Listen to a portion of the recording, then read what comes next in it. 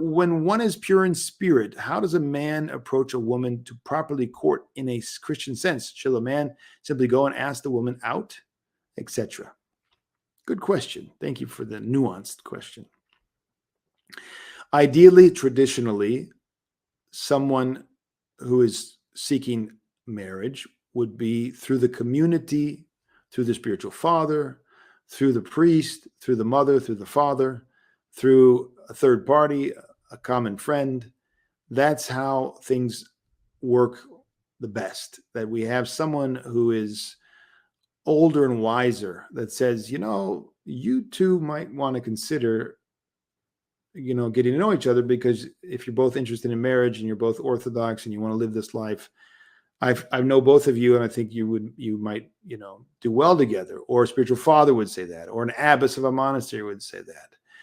Or we would be in a very good environment, a church environment, a monastic environment, a community where the people are struggling for virtue, and we would have opportunities, modest opportunities of interaction with the opposite sex, and in that friendly environment, we would be able to get to slightly know better some other people, and then might say, may we spend more time together. But dating is not a traditional Orthodox way of doing things. I'm not saying that you can't do it. I'm just saying it's not what people did for most of the history of the church. There wasn't any of this dating going on. My mother-in-law and father-in-law, she was 17 and he was 25, I think. And her relatives said, hey, I know this fine young man. And his relatives said, I know this fine young lady and you ought to meet. And they met one day in some house somewhere. I don't remember.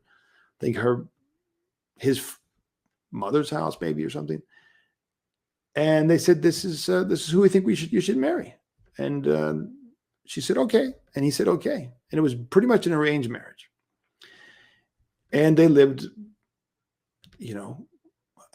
well together throughout their life.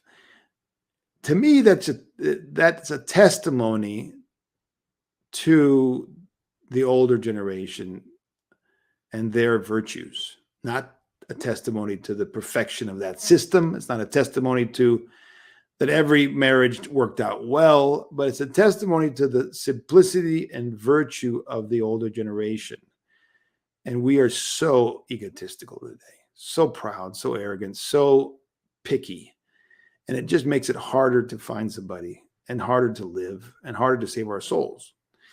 So anyway, getting back to what you said, I think that's ideal. Now, going forward, there's a lot of unique circumstances, and we don't have opportunities many times to meet other young people who want to be married.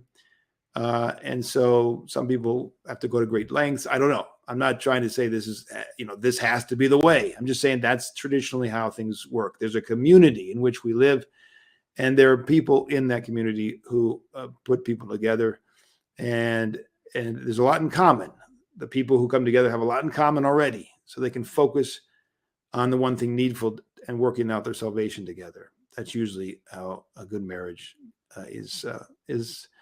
That's the ideal, right? To work, we want to be with that person because we're going to work out our salvation with that person. That's the point of marriage.